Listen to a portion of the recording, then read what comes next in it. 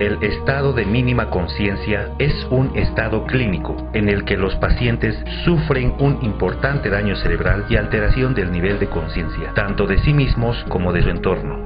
Claudia Ruiz es una de esas personas que logró superar esta difícil y dura prueba. Es desgarrador recordar aquellos momentos tan duros en mi vida, porque se trataba de mi hija.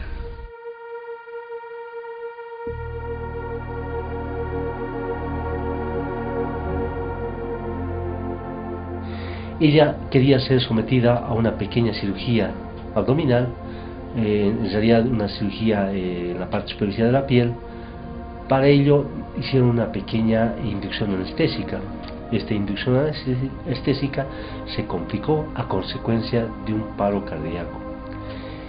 Esta situación tuvo que hacer que la cirugía programada se suspenda y no se lleve a cabo como consecuencia de la delicadeza del caso. Yo recuerdo hace años atrás, cuando me encontraba trabajando, recibí una llamada telefónica de su amiga, quien me decía que inmediatamente vaya a la clínica a verla, ya que me decía: tu hermana está muriendo, por favor, ojalá alcances a verla. Y me llamó desesperada. Yo no entendía por qué. Yo sabía que ella tenía una cirugía ese día, pero que no era grave. La paciente de 33 años que estaba siendo sometida a una cirugía presentó un paro cardiorrespiratorio durante la misma. Posteriormente fue llevada a una sala de terapia intensiva, donde volvió nuevamente a presentar un paro cardiorrespiratorio, pero esta vez de forma más prolongada, aproximadamente unos 10 a 15 minutos. Esto había ocasionado que se produzca un daño a nivel del cerebro, ocasionando una hipoxia cerebral con secuelas neurológicas, ¿no? Los pacientes que se encuentran en este estado sufren un daño de origen traumático o no traumático. Inicialmente ingresan en coma para posteriormente recuperar la apertura ocular, y tras pasar por un periodo de estado vegetativo más o menos prolongado, pueden lograr recobrar una capacidad mínima e intermitente de comportamiento consciente. Al día siguiente fuimos a la clínica nuevamente y recuerdo que ella ya podía hacer sonidos, pero hacía sonidos como un animalito. Solamente gritaba, la tenían atada porque no se daba cuenta que hacía fuerza y se desconectaba de todos los cables que tenía. Tenía la mirada desorbitada, no se ubicaba para nada el lugar donde estaba, qué había pasado. Tampoco lograba comunicarse con nosotros porque solo lograba gritar. Recuerdo que me puse de rodillas en ese momento y le pedí a Dios un milagro. Fue pasando así el tiempo y vimos que no había obviamente mejora, y cuanto antes la trasladamos a otra clínica. Fueron 7 días que no sabíamos qué iba a pasar de ella.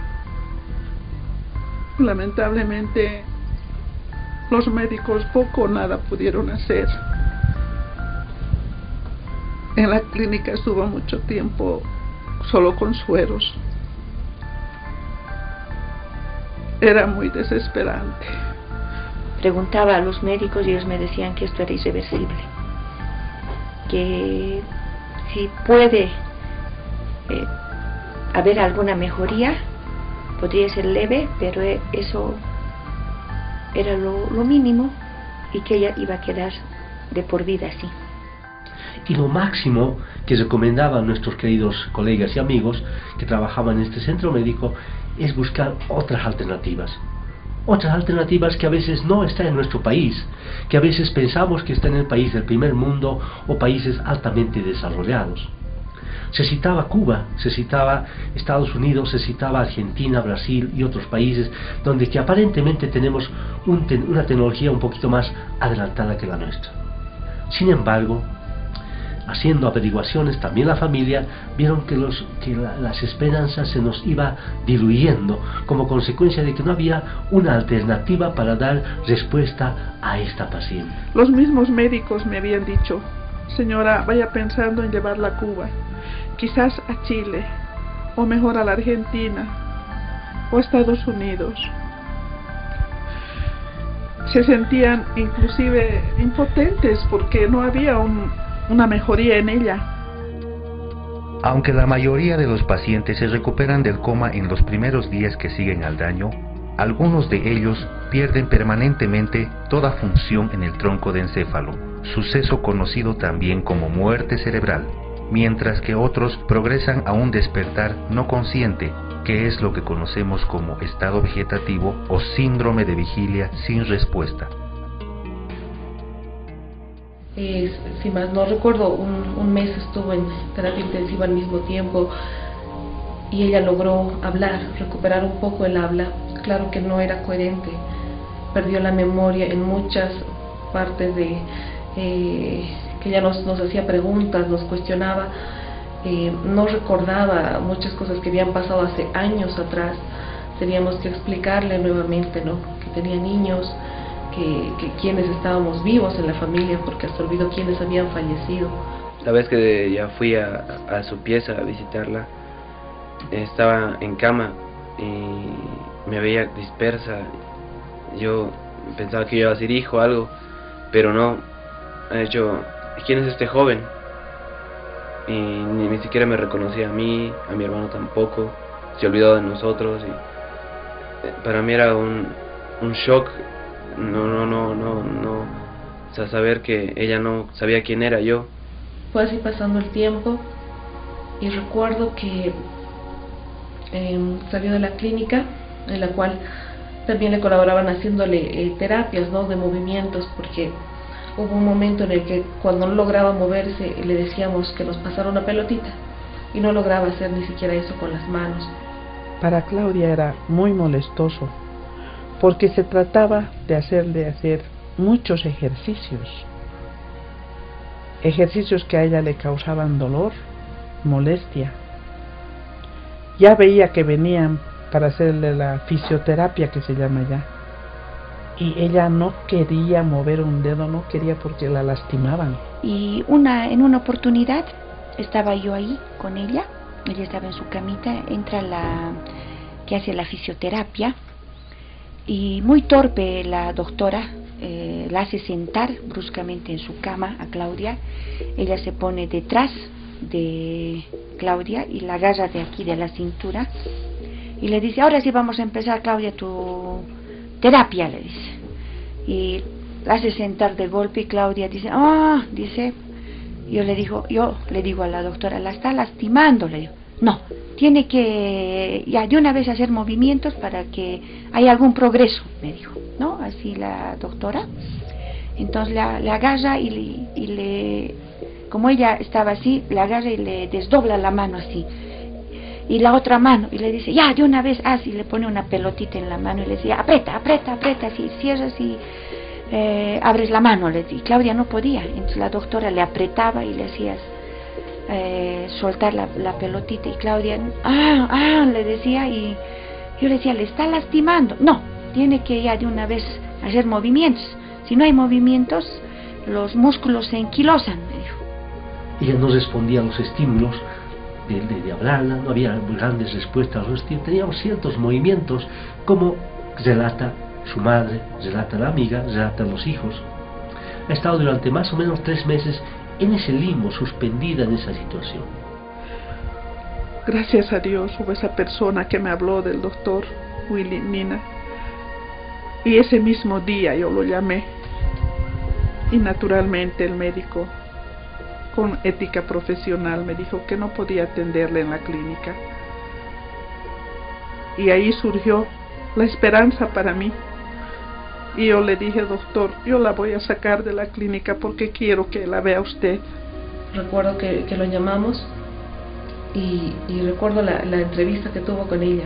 Estábamos mi papá y yo, él y yo éramos un poco escépticos, porque recuerdo que en la clínica ella no lograba caminar, entonces se apoyaba en la pared y se chocaba, no lograba dirigirse hacia una dirección.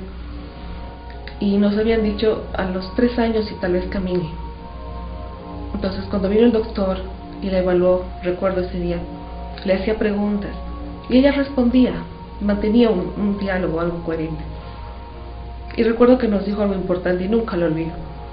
de aquí a 2 semanas van a haber avances.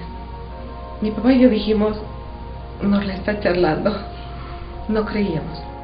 Circunstancias especiales hicieron que la familia pueda contactarse con nosotros.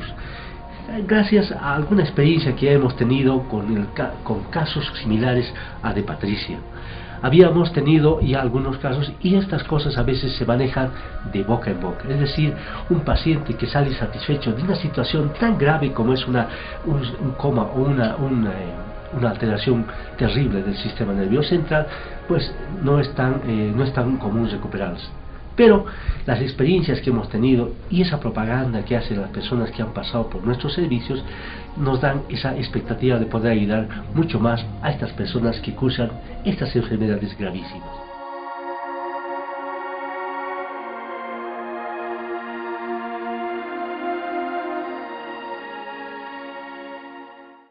Una vez que se contactaron con nosotros, empezamos primero a revisar su tomografía, su resonancia magnética, para ver más o menos cuánto podíamos ayudar a esta persona.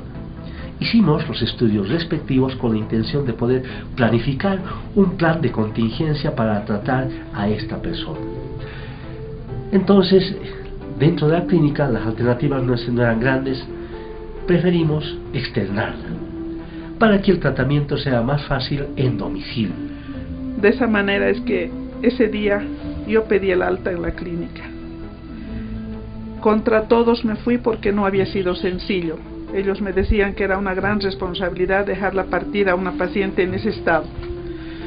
Pero Dios me ayudó, me comprendieron y logré sacarla. La saqué en silla de ruedas, como un trapito.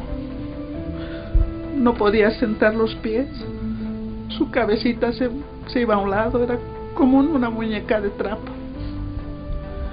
Me arriesgué porque sentí que esa luz que estaba al fondo del túnel era una gran esperanza para mí. Llegamos a casa. Yo vivo en el 5º piso de esta casa. Nos costó subirla, pero lo hicimos. Entonces nuevamente le llamé al doctor y le dije que ya estábamos en casa. Cuando la trajeron acá, a su casa, ellos me llamaban para que hagamos turnos para cuidarla, porque como trabajaban tenían que dejarla y era como un bebé pequeñito. No era la misma. Mi mamá solía ser activa, despierta, reilona, siempre haciendo sus cosas, hiperactiva, y estaba echada en el sillón, toda chorreada, viendo el vacío. Y había un cambio radical. Y me acuerdo que hablaban del doctor Willy, que él la puede curar, que le va a poner unos aparatos especiales, que es un tratamiento, claro, no es de la noche a la mañana, pero él puede hacerlo. Y realmente, cuando él entró a la casa, yo sentí que entró la luz, que la noche oscura tenía un destello. Di gracias a Dios, porque él me dijo, ha pedido sus resonancias magnéticas, y yo solicité encarecidamente a la clínica que me dieran su historial. Me hicieron el favor. Él observó y me dijo, señora, aún se puede, señora, lo vamos a hacer. Y fue así como milagrosamente en 2 semanas vimos avances. Fue un milagro para, especialmente mi papá y para mí, porque decíamos, si nos hubiese dicho 2 años o 2 meses, hubiese sido creíble. Pero cuando nos dijo 2 semanas, no esperábamos ver tantos avances en tan poco tiempo como lo vimos en ella. Realmente un profesional brillante, único para mí. Venía todos los días en un horario marcado. Si tenía que hacerle la terapia media hora, él se quedaba 2 hasta 3 horas. Ponía sus aparatitos en la cabeza, fue parte por parte, que su cabecita, los músculos de su cara, sus brazos, sus pies. Y poco a poco, gracias a Dios, ella fue recobrando vida. Por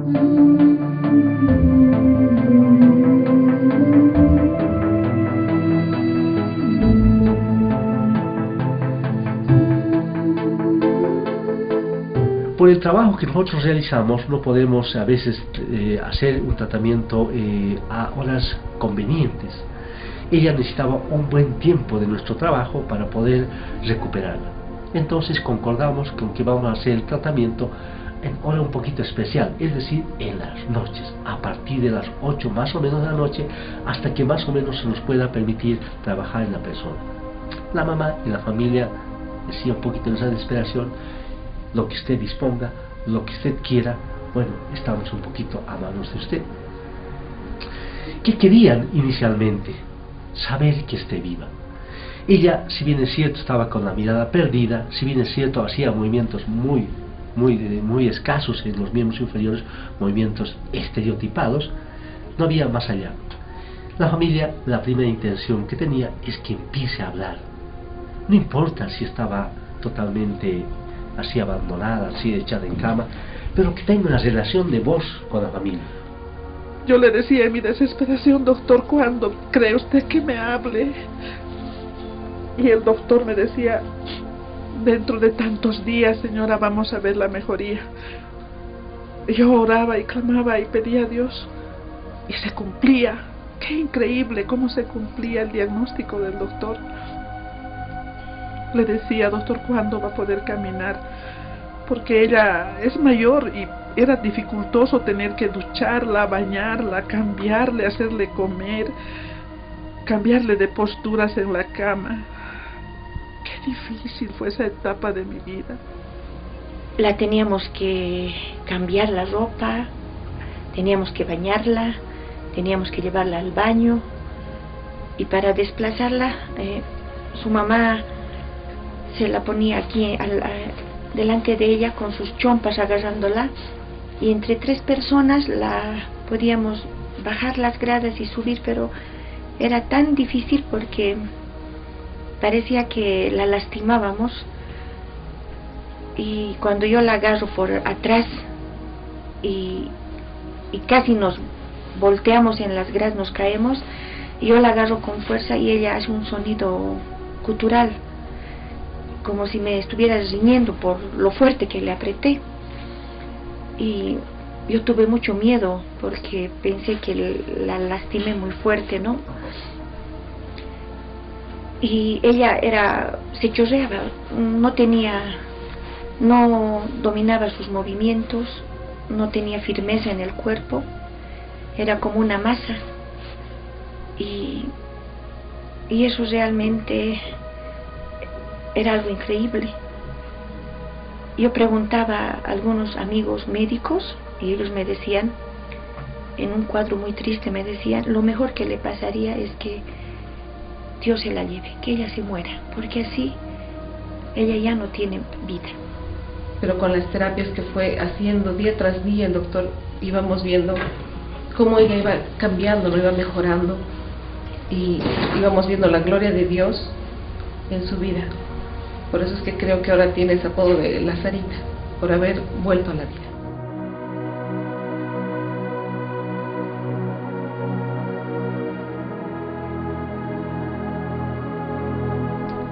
Poco a poco logramos aquí. Cuando teníamos un sí y a un querer, un pedir alguna cosa, la exigencia fue un poco más. ¿Cuándo nos sentamos? ¿Cuándo empiezan los movimientos del tronco? ¿Cuándo empiezan los movimientos de las manos? Y vimos poco a poco recuperando aquello. La sentamos. Era un gran éxito el de haber llegado a sentarla sin apoyos de almohada, sin apoyo, en forma más o menos voluntaria. La exigencia de la familia continúa y se hace más frecuente, y dice: ¿cuándo la paramos? Y tenemos que buscar mecanismos y hacer el trabajo para que podamos parar, reorganizar ese sistema nervioso para poder hacer que la muchacha empiece a pararse. Paulatinamente vi los progresos en Claudia, porque ella ya hacía movimientos de los brazos, las piernitas. No, todavía no los dominaba, pero ya vi ese movimiento, cosa que me impactó. Con el tiempo empezamos a pararla. El siguiente pedido de la familia: ¿cuándo empieza a caminar? Son pedidos de la familia que a veces uno tiene que asimilar aquello y hacer que vayamos complaciendo a la familia y haciendo que nuestro trabajo sea efectivo. Entonces, él me daba un diagnóstico. Si no eran unos días antes, eran unos días después, cuando una mañana Claudia se levantó de la cama y me dijo: mamá, quiero ir al baño. Mejoró poco a poco y ya no tenía esos movimientos involuntarios. Antes yo veía a mi mamá cómo la cargaba, cómo caminaba. Y el doctor le hacía el tratamiento y no utilizaba medicación, no había inyecciones, sueros, no había nada de eso, y él solamente le hacía ese tratamiento y empezaba a recuperar poco a poco, algo muy sorprendente. Entonces estamos en ese estadio de un 90% de recuperación. Ya puede caminar, no totalmente así libremente, porque tenía todavía ciertas inestabilidades a consecuencia de esos 4 meses de estar en cama. Es un milagro todo lo que él ha podido realizar en la vida de mi hijita. Poco a poco, lentamente, empezó a vocalizar mejor, empezó a pronunciar, empezó a movilizarse, a tener dominio de sí misma, y para gloria de Dios y mucha bendición a este médico, ella se graduó con el tiempo de maestra de nivel inicial. Estaba ya preparando, antes de que le suceda este insuceso, estaba preparando su tesis para graduarse como maestra de escuela en la Normal Simón Bolívar, y le faltaba aquello, defender su tesis.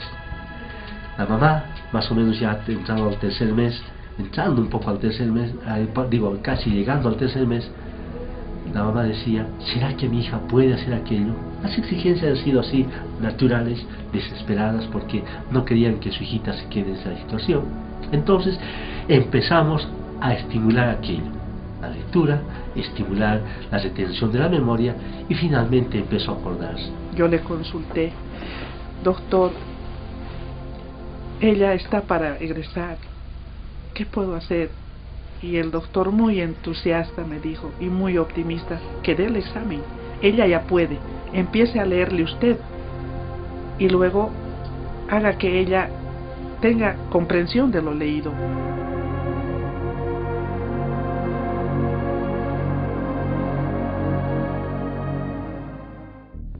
Cuando ella llegó a la Normal, sus compañeras, que ya le habían visto en su lecho de enfermo, que le habían visto en ese episodio bastante triste que es el hospital, lloraron nuevamente, pero esta vez ya no de angustia, ya no de pena, sino lloraron de alegría. Mi llegada a la Normal fue como si hubieran visto a Lázaro salir de su tumba, porque era el rector de la Normal Superior Simón Bolívar, donde soy maestra. Bajó, me abrazaron mis compañeras, lloraban, mis catedráticas, mis amigas, y gracias a Dios defendí mi tesis. Fue muy lindo el saber y el conocer que ella había defendido su tesis, y es más, había aprobado aquello. Fue bonito, fue también un aliciente para que esta persona tenga esa motivación, esa sensación emocional para poder estimular las áreas cerebrales. Mi mejor amiga, como ustedes la vieron, dice que me alzaba, mi mamá, que me bajaban en T3, que me bañaban. Ahora bajo las gradas, normal, como cualquier persona. Creo que hay un poquito de temblor en mis pies, como puede, un poquito, pero nada más de lo que estaba. Estoy súper bien. Ella continúa trabajando, es responsable de sus 2 hijos,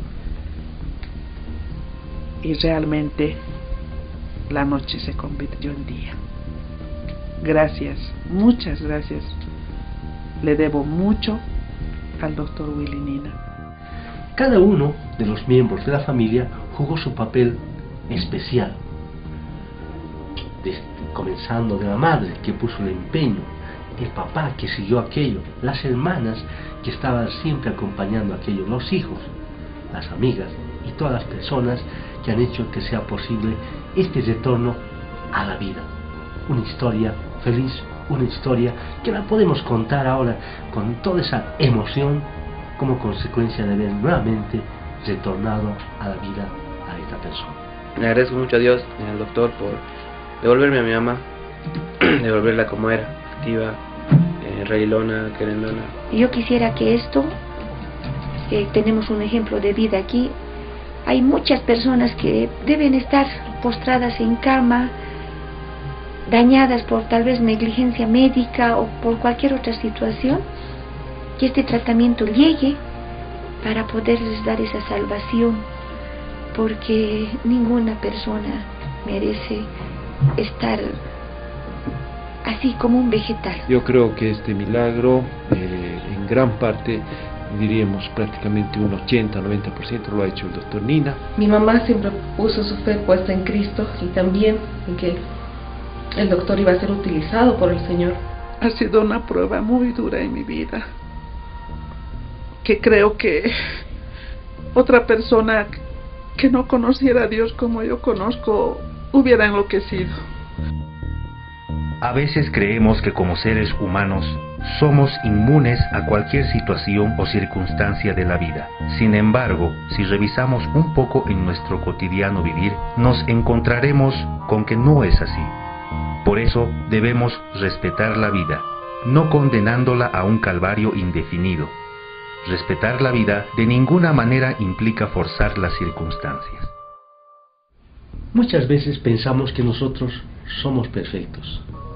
Y si buscamos un poquitico en nuestro diario vivir, vamos a ver que no somos tan perfectos. Cuando estábamos en la facultad, hacíamos un esfuerzo de revisarnos entre nosotros para ver si tenemos o no tenemos defectos en nuestra persona. Y nos encontramos varios defectos. Aparentemente somos sanos, aparentemente estamos bien, pero tenemos algunos defectos de fábrica. Y eso no está mal, es parte de nuestra naturaleza humana, que tiene cierta perfección y cierta imperfección. Y terminaremos diciendo, debemos amar a las personas a pesar de los defectos, a pesar de aquella imagen a veces un poco especial de una persona. Lo importante es el amor, amarnos para poder ayudar a esta persona. ¿Qué tal si Patricia no hubiera tenido el amor de la familia? ¿Qué tal si la familia no le hubiera apoyado con ese amor incondicional de padre y de madre, con ese amor incondicional de la familia? Ahorita no hubiéramos cantado victoria. Por eso es importante terminar diciendo que el amor es importante a pesar de todas las circunstancias. Como decía a un principio, la familia quería que despierte solamente, que dé sus movimientos de vida, y que la querían así. Que esté sentada y la querían así. Que esté parada y la querían así, que esté caminando y la querían así. Ahora está haciendo esa actividad y la quieren mucho más.